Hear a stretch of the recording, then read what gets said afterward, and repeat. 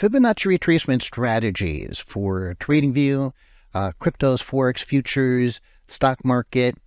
This is for beginners, but it's for any level.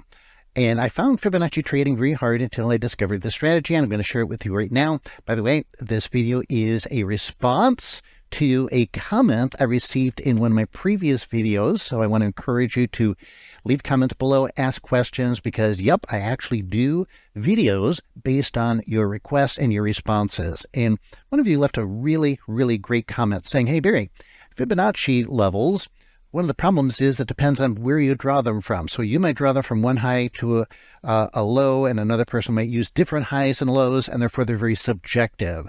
You are correct. That is one of the problems with them. So let me show you the strategy that I use to help overcome that very issue. So two things. Number one, I like to use levels support previous highs and lows that are reasonable, that a lot of people do use. So in day trading, this is specifically for day trading, by the way, if we're going to trade this day here, this is the most recent day when I'm creating this video, so it's very timely. What I look for is the low of the previous day to the high of the current day. Now, that is a common approach to drawing Fibonacci levels for the next day. So that helps make it a bit more objective in the sense that it is a common technique that is used by a lot of people. So we take the low of the previous day. Now, normally we'd go to the high of the previous day, but here's an exception. With the market then today, if we were trading today, it gapped up. So now we're going to draw it to the high of today because that's the move from there to there. All right, let's pull this across so that we can go ahead and see all of that all the way across the end of the day. Oops, got to lock it in there.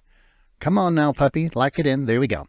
All right, so now we've got that. Now, that is still a bit of an objective tool because it is true. Other people could use other levels, even though we've started with a common approach. So now I want to combine that with support resistance levels that are objective, that are rule-based, objective, that everyone's going to see the same levels. There is no subjectivity as to where you draw them. And I talked about this in a previous video, and that is the floor trader pivots.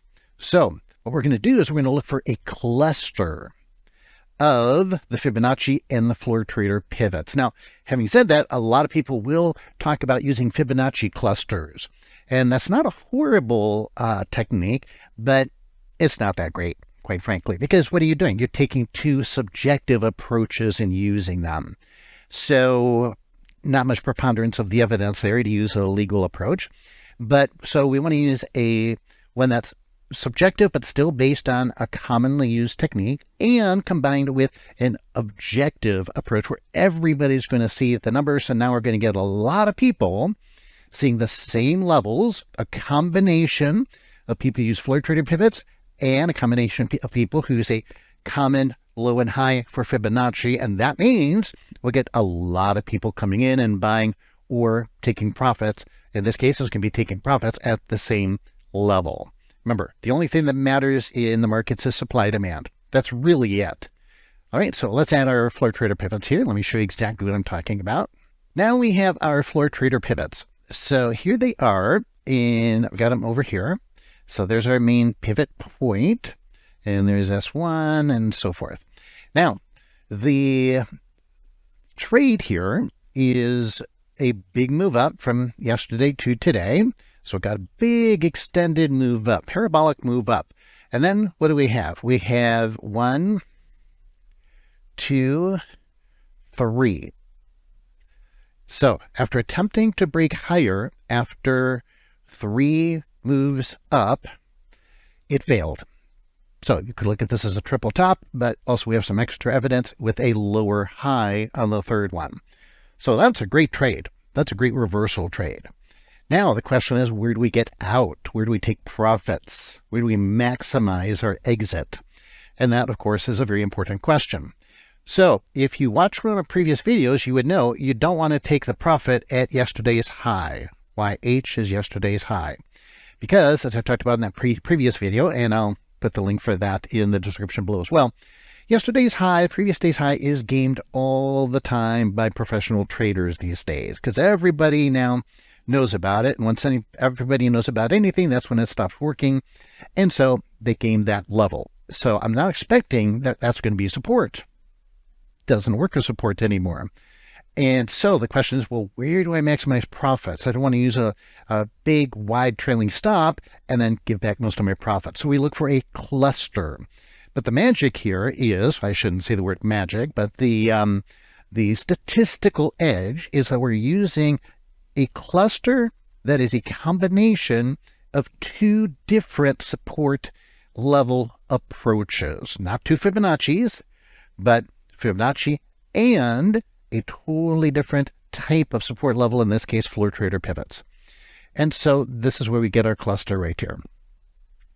So it's the pivot point, the central pivot, and if we go over here, the 50% retracement. By the way, 50% retracement I find to be a much more significant level than the traditional 61.8.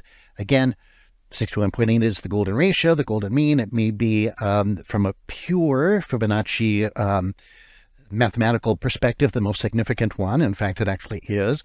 But from a trading perspective, again, got to remember that once everybody starts trading any particular level, such as that one, which is the one that's on most people's radar, that's when it stops working. So 50%, which ironically isn't even a real Fibonacci level, that's the one that I see working more often than any. However, let's be fair, no one thing in trading, no one tool, no one indicator, no one support level, no one candlestick pattern makes you money. Trading is about putting together a series of non-correlated or uncorrelated pieces of evidence. And when you put those pieces of evidence together, that gives you a statistical probability. There's no one thing that makes you money. No one indicator will make you money. So we look for these levels. And then what do? We look at the money flow, supply, demand, because really all of trading comes down to that, supply, demand imbalance. And so we use tools such as we'll incorporate volume, we'll incorporate momentum, we'll incorporate cycles, especially cycles. But then when we see support level of a cluster of support from two different tools, that gives it that extra edge of probability.